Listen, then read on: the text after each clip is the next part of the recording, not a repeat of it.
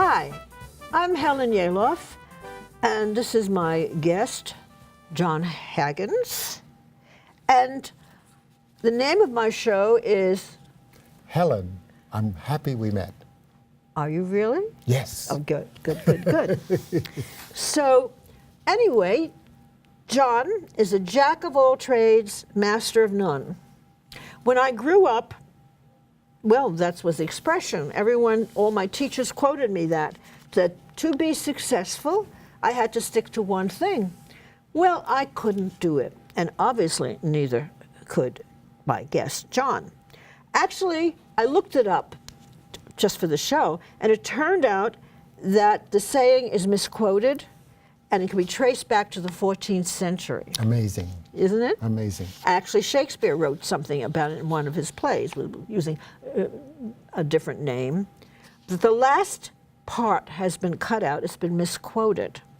And it really said, "A jack of all trades is a master of none, but oftentimes better than a master of one." So here is Jon Haggins, jack of all trades and master of quite a lot. I am pleased to introduce the charming, debonair, dazzling Renaissance man, Jon Haggins, Globetrotter extraordinaire. Thank you, Helen. What an introduction. Isn't it great? Oh, did you write that? Yes, I did. Oh, wonderful. I wrote it in a feverish state yesterday. So I was interested in your travel books, the latest one being Jon Haggins, the Globetrotter, and there's that lovely arm out. I am taking over the universe. So how do you get all those wonderful travel gigs? You go to these great luxury places with the great foods and And great wine. great wine, and they treat you very well. Unlike when my $25 a day thing, I was in the lowest possible level of travel, though I enjoyed it in my own way. So my question is how do you get all these wonderful travel gigs, and can I get them? Why not? Well, how do you get them? I mean, when you go to a hotel, are you paying? Do you want to talk about this? It depends. Yeah. It depends. Yeah. You know, it's interesting too on certain airlines. Like one I will never fly on again is Spirit, because by the time you finish, you may as well have gone on a regular airline, because they charge you for the bag, they charge you for looking, they charge you for everything except the toilet. So, I mean, it doesn't make sense. So you have to find an airline that works for you in terms, and nowadays we don't need agents. We can simply go online and find, you know, comparative prices and also destinations. We can also explore the hotels, the car rentals, all of those things in advance, so we know what we're dealing with in advance. What do you take with you? Clothes, toiletries? Well, I have one bag which is basically personal, and then the other bags include a bag of tripods, bag of cameras, bag of electronic stuff. So with me and the videographer, we have 6 bags together. 6 bags? Yep. So does he have one bag of personal and the other bags are equipment? Yeah. When I pack like 15 minutes before I'm leaving. Because it's a routine. You know, first you throw in your socks, then the underwear, and then you put in the pants. You get all the pants, you fold them in once. You do that fold together. around thing technique? No, you take all the pants and you fold them together. Oh, you fold them so together. Therefore they don't get creased that way. Okay. And then you take the shirts and then put that on, or bathing suits or whatever you're going to take. And basically that's all that goes in that So suitcase. how many shirts, how many pants? Depends on how many days. Well, I had an instance where my bag was left in Paris and I was in Tunisia, and it was left there for a week. And they said, well, why don't you buy some? And I thought, you know, if I buy, then the bag comes, I don't really want, you know, where am I going to put all these things? So every night I had to wash my underwear and blow dry them. For a week I had the same clothes every day, but I managed very well, considering. And friends who were with me said, I can't believe that you have a sense of humor. And, you know, I said, what am I going to do, cry? You know, it's what happens, you know, with these airlines. What I'm mostly concerned is the equipment arrives on time. Yes. The clothes I could care less about. I was thinking about people who are the readers, you know, on the news. They're just readers. They have no idea about lighting. They have no idea about audio or anything. All they do is just read whatever's on the teleprompter. And I thought, isn't that interesting? And they get paid a lot of money to do that. But I thought, isn't that interesting that they don't know, whereas coming to MNN, we learn all about all these different aspects, and it's very helpful. When I came here the first time, I remember Mike, they were asking me, what is a lav? And I said, oh, it's a clip-on. I had no idea what it was called. So I've learned a lot. What are your favorite travel clothes?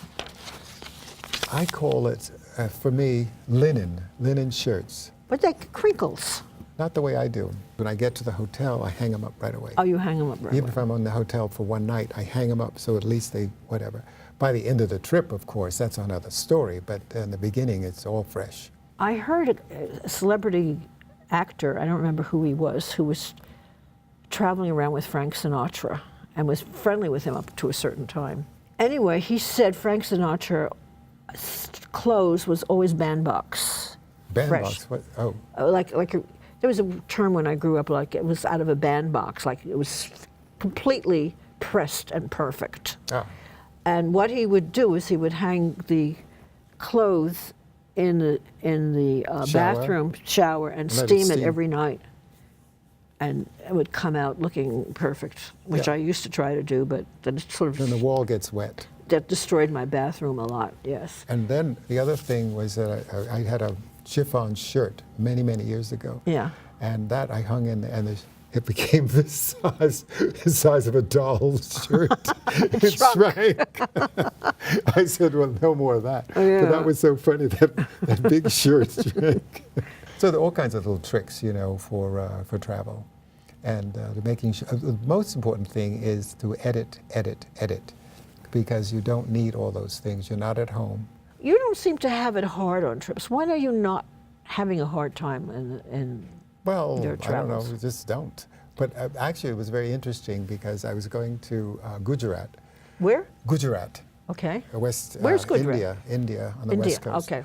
And anyway, what happened was they said there are tents, and I said, oh, I love tents. It'd be really great because in Botswana it's a tent. A tent in Botswana is a four-poster bed with oriental carpeting and an armoire and a full bathroom and the whole thing. So I'm thinking, I love it. It's great.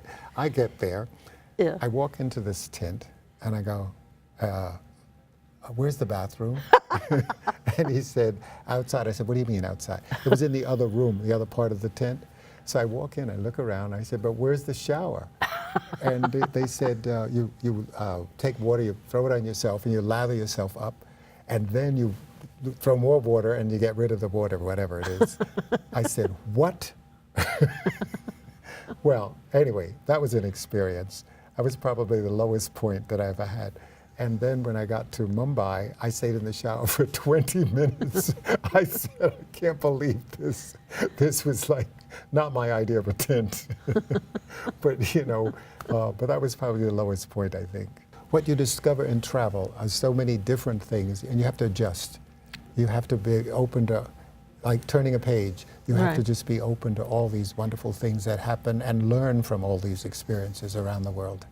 It was a shock for me this first time I went to France to hear people talking in French. I mean, I'd studied French in high school, but you know, in America we basically, now there's It's a lot of monolingual. Spanish people, basically you just speak English.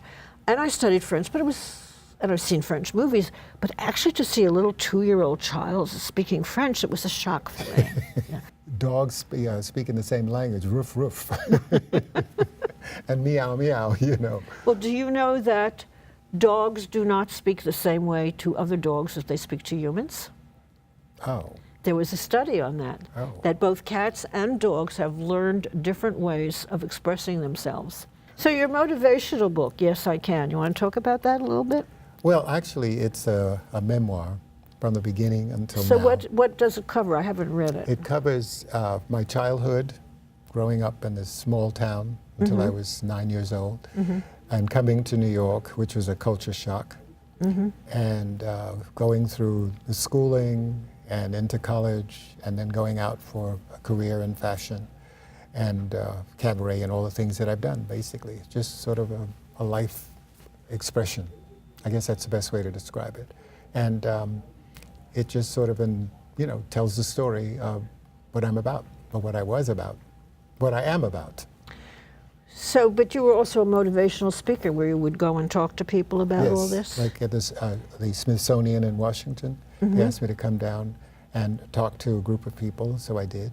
And I've done it on many other occasions to talk about whether I was in fashion or whether I was talking about life in general. So it really is to encourage people that there's so much potential and you have to use all of your potential in life. Well, you certainly have a lot of potential, and you've certainly used a lot of potential, and you've actually been a kind person too, I know from my own personal experience. And you know, you're a multi-talented person, singer at a time, fashion, got very popular with your fashions, featured all over the place, now writing all these wonderful travel books, and you're going to be seen doing a book signing at Bloomingdale's and on various TV shows. Haggins, the Globetrotter. Yes. And it's such a pleasure to finally talk and get to know you even better, Jon, because I had all these questions in my mind about you and your wonderful life, which almost anybody would be happy to live, including me. Well, thank you so much. And you know what I also love about the book? Everything is in color. So you're actually, as you turn the page, you're experiencing what That's you're reading true. about. It's all in color. It's pretty pictures, too. Absolutely. Wait, here's a picture that wasn't in color. Oh, this is my favorite resort. Which one is what? It's Holbox. It's Casa Sandra in Holbox, Mexico. I want you to take me to these resorts. Unbelievable. That was my room, by the way. Oh. He was a voice for Fox TV's public service announcement. Jon, can you say it now? It's 10 p.m. Do you know where your children are? Gives me the chills. Jon Haggins, Globetrotter extraordinaire. Thank you, my dear. Finally, so we were talking about fashion before, and you did costumes for TV shows, and you had celebrities like Diana Ross and Helen Gurley Brown.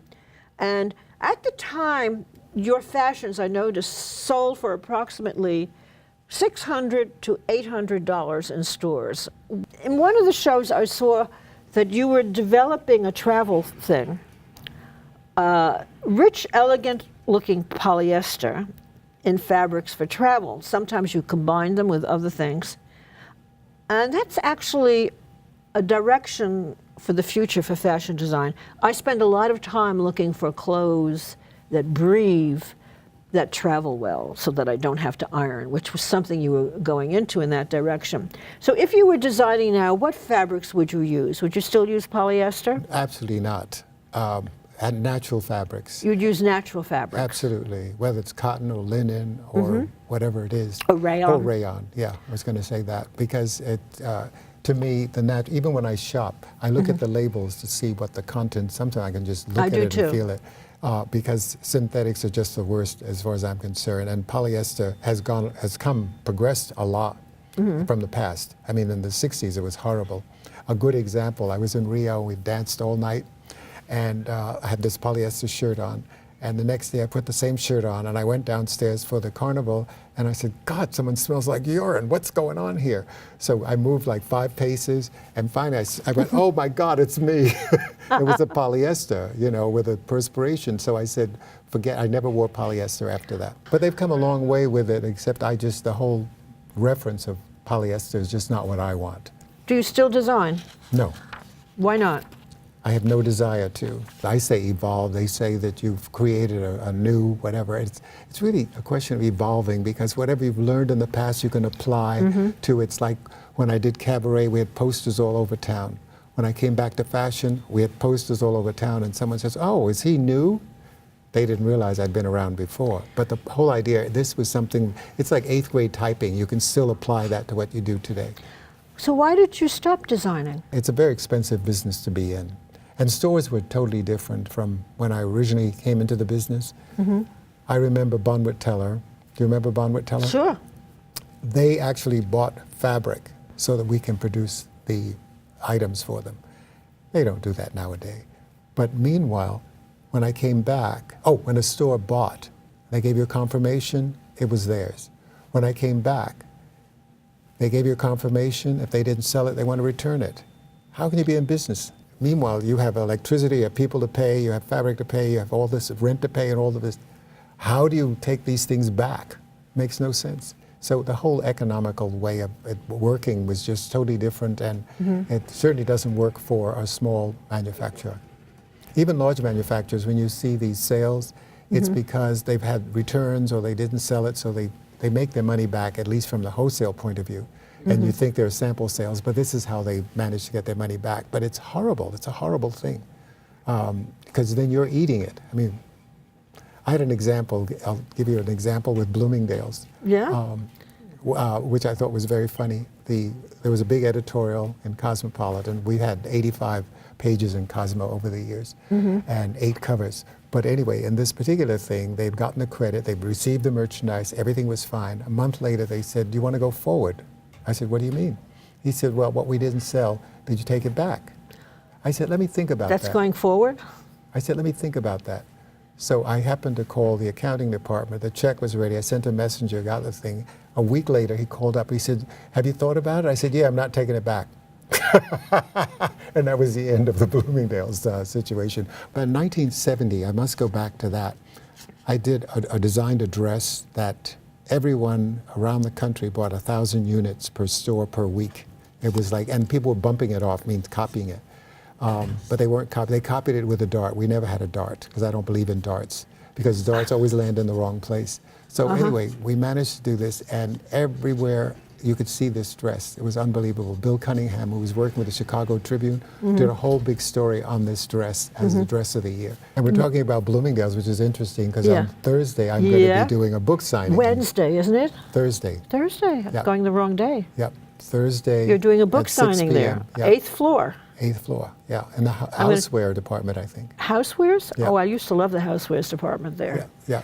But, so I'm going to do my best to be there. Oh, wonderful. Are you going to have Terrific. photographers and stuff?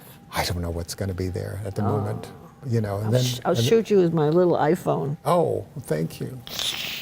And then on the 13th, doing Good Day New York. So that's going to be terrific as well, talking about the book. And then on the 22nd, I'm going to do a book signing in Harlem at the Sisters Bookstore. So June is busy. Mr. Popularity. No, June is busy, because I wanted to have a holiday and realize I can't do it in June. I have to wait until July.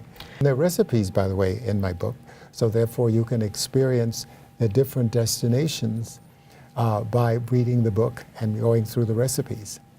And you can really discover other cultures, which I think is important.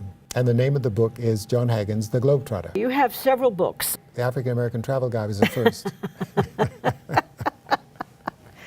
Which shouldn't really have that name. No, because it's for everybody. Right. Jon Haggins' memoir, an inspirational book that says, anything is possible, all you... Have to have is a dream. The next one was Chasing Wild Ass. Yes, and that one I thought had to do with the ass, but it has to do with Donkeys. jackass. Yeah. I thought, what a great title for the book. It gets your attention. And Yes. on the back of the book, it says, "Oh, it's not what you're thinking. It's a narrative of my travel to more than 60 destinations, including recipes that will whet your appetite and allow you to dream of these faraway places." There's so much to eat around the world. So many. I just had an experience in Modena, Italy, and what they did was we made ravioli, the pasta, and then filling it, and then they cooked it, and it was just really unbelievable. I mean, what an experience that was, plus some other dishes, but I was fascinated by the ravioli. Why were you fascinated by the Because ravioli? I've never made ravioli. Oh, you actually made it with people, I guess. Yes, and also putting it through the machine. The machine was a very large pasta machine, and it was where you literally could see. It was so thin at the end that you could literally see through it, the pasta. In La Marque, they threw my pasta in the garbage because they had it on a bin, you know, one of those rolling pins. Yeah. I said, this is too much work. Anyway, they threw mine in the garbage, and I ate somebody else's because... Why did they throw yours? Because it was terrible. I didn't do a good job.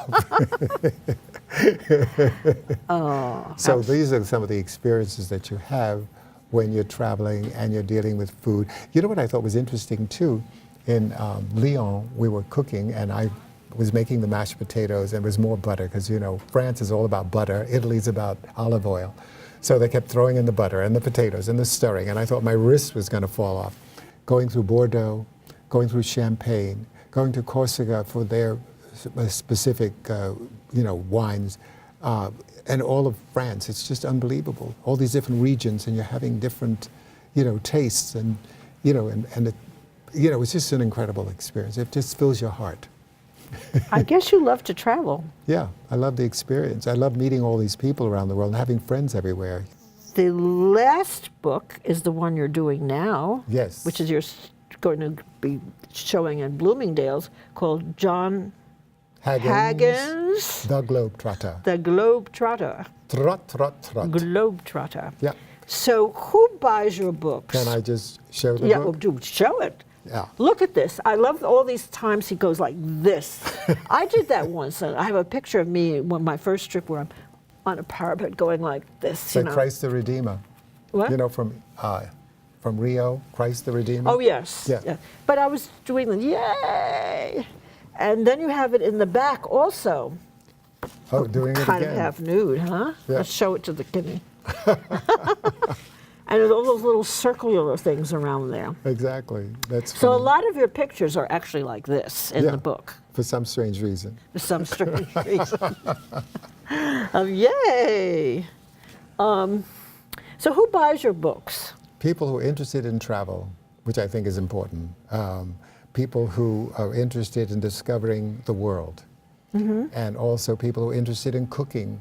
People who want to prepare some of the recipes that are in the book. People who are curious about what I'm doing. People who just want another book or keep a collection. I know people who have all 4 books at this point. So it's a good thing, and I'm happy to be able to share the experience. And the book is very much like the television show. It's a reflection of the television show. Yes. But how do you do it? How do you get the time to write the book? So how did you get to be so good at producing and editing shows? I think it's a question of having an eye. It comes back probably from the creative side of fashion and being able to see or imagine what it should look like. I think primarily that's it. And Well, you have a good eye, but you also have the actual technical knowledge. well, Where did you study? I mean, how'd you learn it? here Here. at M&N. But I heard you also took some college courses, or was that in Photoshop or something? No? No. No? No. You didn't take additional courses? Oh, I took some down at the gym, which was Photoshop. By the way, I was going to compare, I don't know, if your travel in this high, elegant, luxurious level to my travel, because I was a professor and I would go off summers, and I would travel with a guidebook of $25 and under a day. You remember that book? Oh, sure. No longer around.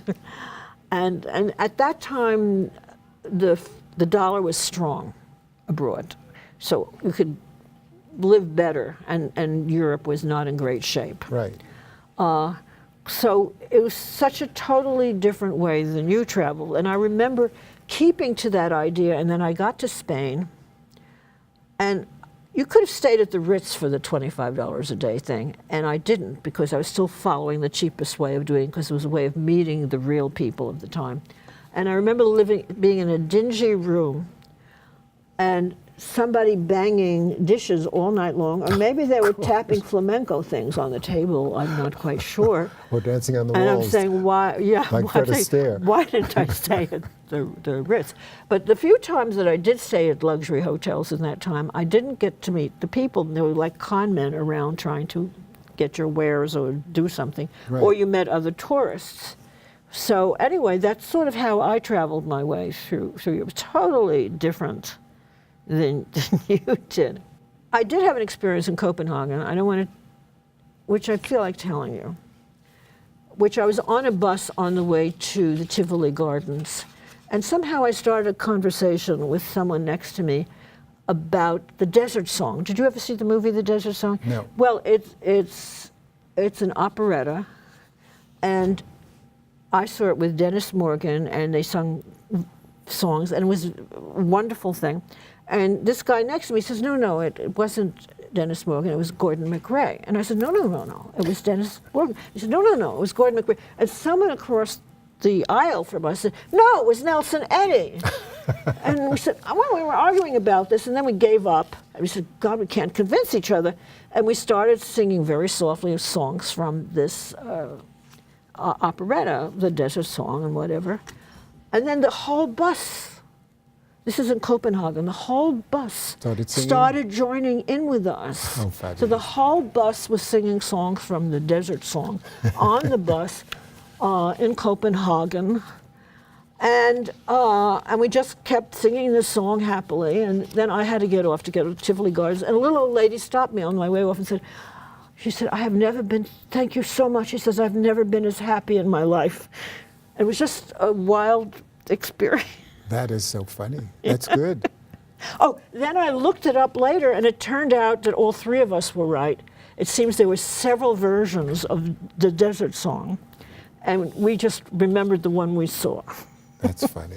You know, you just reminded me of, I had written in the previous book that Death on the Nile, Agatha Christie, was filmed in the hotel, I can't remember now, at the bottom of the Nile.